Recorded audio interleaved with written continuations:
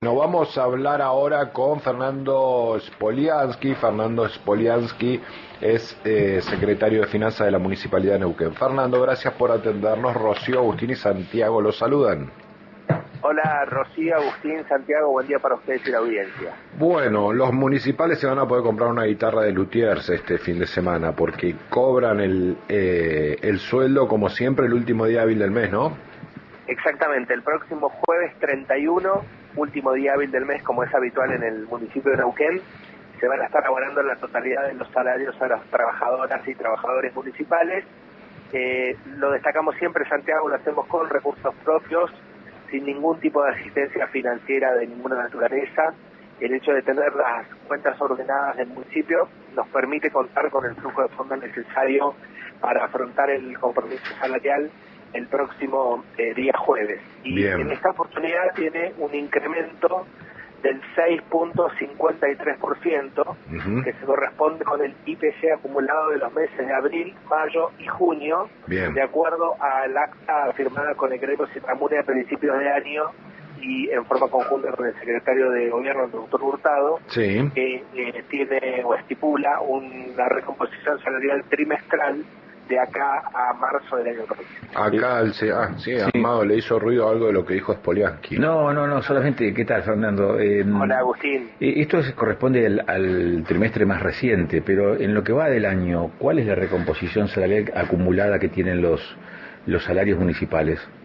Bueno, en concordancia con el IPC que lleva acumulado Nación y Provincia de Neuquén. Es el promedio del IPC del INDEC y del IPC de la provincia de Neuquén. Así que hemos aplicado este convenio, ya lo venimos aplicando el año pasado, se le dio continuidad durante este año y este es el segundo trimestre que se recomponen los salarios de acuerdo al acuerdo firmado. ¿Y eso cuánto da? Bueno, aproximadamente debe ser el 18%, ¿no? No lo tengo presente ahora exactamente, pero es la acumulación del IPC de Neuquén y Nación de estos 6 meses. Bien, Fer, ¿esto está firmado con Citramune hasta cuándo este mecanismo?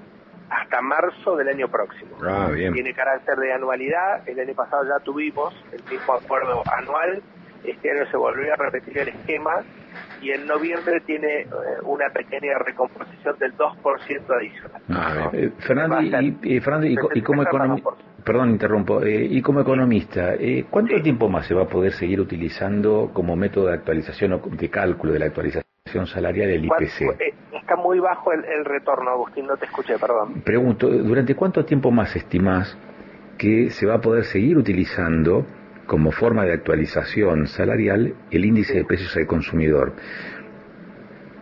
Bueno, en la medida que Argentina retome un sendero de inflación razonable, por decirlo de alguna manera, eso es un dígito anual, me parece que darle continuidad al IPC trimestral es una buena medida para que los trabajadores al menos acompañen el efecto del IPC, ¿no es cierto?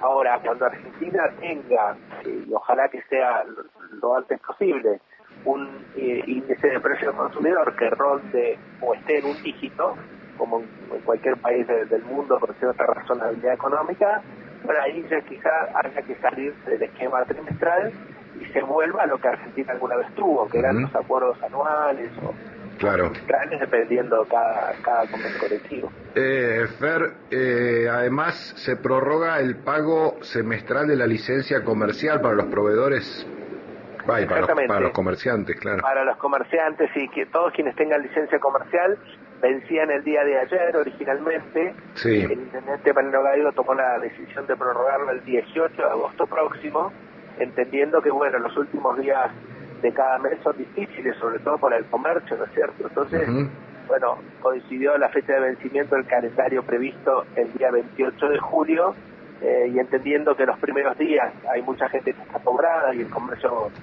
tiene otro impulso, digamos, otra recaudación, bueno, la decisión fue prorrogarlo el 18 de agosto próximo, manteniendo, por supuesto, el mismo capital adeudado sin ningún tipo de aplicación de interés alguno y manteniendo también los descuentos previstos en la ordenanza tarifaria como si lo hubiesen pagado el día de ayer. Bien, la municipalidad tiene deuda porque Koenig, el ministro de Economía de la provincia, ayer o antes de ayer salió a lucir una disminución del 25% en la deuda provincial en dólares. ¿La municipalidad cómo está?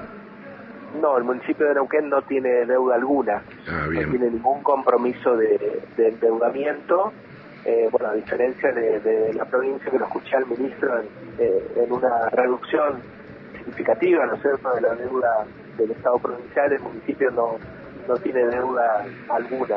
Tenemos una autorización que fue otorgada por el Consejo Deliberante de Legislatura de Neuquén al inicio de la gestión del intendente Mariano Gaido, de 75 millones de dólares, pero nunca hubo necesidad de tomarla, porque, bueno, la verdad es que el orden de las cuentas públicas, el superávit corriente volcado a obra pública de infraestructura, nos ha permitido llevar adelante el plan de gobierno y los presupuestos anuales sin necesidad de acudir al endeudamiento. Fer, te voy a meter un tema técnico, si nos permitís sacarnos una duda. No, con la intención de que te metas en la disputa que hay o en la discusión que hay entre Bermúdez y Calf, pero lo que argumenta Bermúdez es que los usuarios de Calf pagamos, los monotributistas, el 2% como agente de retención cobra Calf, y eso no correspondería porque pagamos en rentas una suma fija, entonces no podemos deducir lo que le pagamos a la agente de retención. La pregunta es, ¿eso dónde está estipulado? ¿Dónde debería modificarse en caso de que así se decida? ¿En una ordenanza, en una ley, en el contrato de concesión? ¿No? Bueno, hay que ver, la verdad que desconozco el caso puntualmente, ¿no es cierto? Sí. Hay que ver cómo llega en todo caso Calf a hacer, entiendo que es una percepción o algo de eso, ¿no? Sí, Calf lo que dice, nosotros estamos obligados por la legislación vigente a cobrar eso, no es que lo decida Calf. Bueno, probablemente entonces sea una ley que estipula eso, ¿no? Ajá, bien. Ahora, pero ¿cómo? Perdón, Fernando. Ni en un contrato ni en una ordenanza. Claro, pero ¿cómo podría la norma obligar a un agente de retención a practicar esa retención a alguien que por su condición tributaria no puede deducir ese impuesto? Claro, bueno, en ese caso es correcto, habría que modificar la norma legal. Claro. Digo, desconozco cuál es la norma legal que aplica el CALF para ejercer esa retención o percepción en el caso de los monotributistas. Si no hubiera una norma legal, bueno, habría que disponer de una norma legal que, en contrario, evite una percepción o una retención aquí. No se la puede tomar como pago cuenta, claramente. Bien. Fer, una de macro y ya te largamos y te agradecemos. La baja de las retenciones, ¿qué significan? Bueno, siempre una disminución de un impuesto, en este caso es un impuesto a las exportaciones.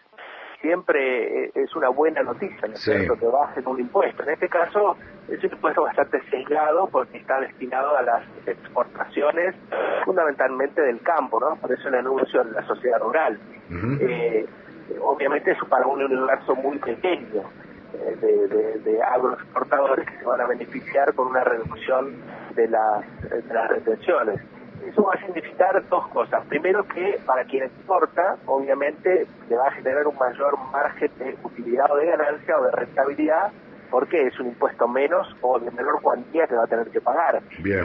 Tiene un correlato o una contracara, o dos. Una que obviamente lesiona los ingresos fiscales al Estado Nacional, porque son fondos que no se coparticipan, o sea que solamente el Tesoro Nacional va a haber mermado sus ingresos vía la retención de exportaciones. Y el otro tema es lo que puede llegar a ocurrir con los precios internos, porque la disminución de las retenciones va a implicar que quizá haya un incremento en los precios internos, por ejemplo, de carnes. Puede bajar los precios, digamos, pueden bajar los precios. No, los precios podrían subir. ¿Subir? Sí, ¿por qué? Porque el que exporta, al tener una mayor rentabilidad o margen de ganancia exportando sus productos, va a decir, bueno, ¿cómo hago para abastecer el mercado interno y a qué precio?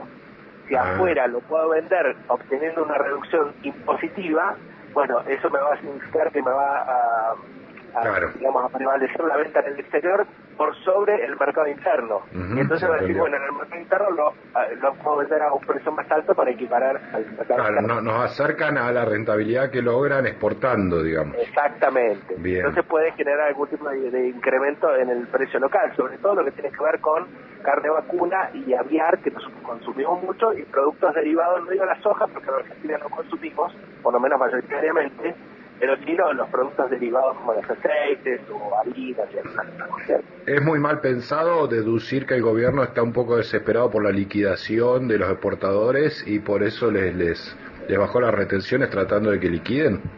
Bueno, a ver, está claro que Argentina necesita dólares. Sí. Tiene un problema de dólares, está también claro porque están saliendo más dólares de los que ingresan. Sí. La tasa de la cuenta corriente de capitales es deficitaria, con lo cual salen más dólares de los que ingresan. Una medida de estas características uno podría pensar que más allá de la decisión política y por supuesto el ámbito donde fue anunciado, que fue la sociedad rural, bueno, obviamente busca que los agroexportadores liquiden más divisas para que ingresen más reservas en el Banco Central. Bien. Pero la cosecha gruesa fue liquidada en mayo y junio, ¿no? Es súper llago lo que queda ahora. Ah, bien, ya estaba liquidado el grueso. Sí, bien. En su mayoría sí. Fernando Spoliansky, como siempre, muy gentil. Gracias, Fer, un abrazo grande. Gracias a ustedes, que tengan buen día. Gracias. Fernando Spoliansky, secretario de Finanzas de la Municipalidad de Neuquén. Entonces los municipales cobran el 31 de julio los sueldos con el aumento de más del 6% previsto en el acuerdo de actualización por IPC que está firmado hasta marzo, nos decía justamente Fernando Spoliansky. Y más o menos un 18 en lo que va del año. Y más o menos un 18 en lo que va del año, y bueno, después nos ayudó a entender un poquito mejor la discusión entre Bermúdez y Calf, ¿no? Que nada, le preguntamos, no tiene que ver con esa discusión Fernando, pero le preguntamos porque tiene una capacidad técnica en todo lo que es justamente la contabilidad y la contabilidad pública, que bueno, nos abusamos un poquito de la nota como para obtener alguna opinión calificada sobre ese punto, ¿no? Hablabas de corrupción hace un ratito, hablabas de economía, hablabas de números. Sí. No dijimos esto. El 29 de julio, pero ya te diría de cuando, el 29 de julio del 2000 fue, del 2000, sí, se mató Favaloro. Y hoy se cumple un aniversario, 25 años. 25 años, y en su carta habló... dejó más de media docena de cartas.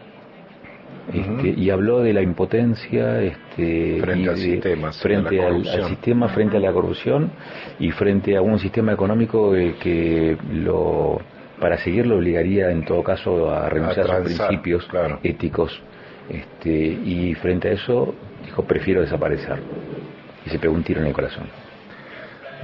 11 horas, 2 minutos.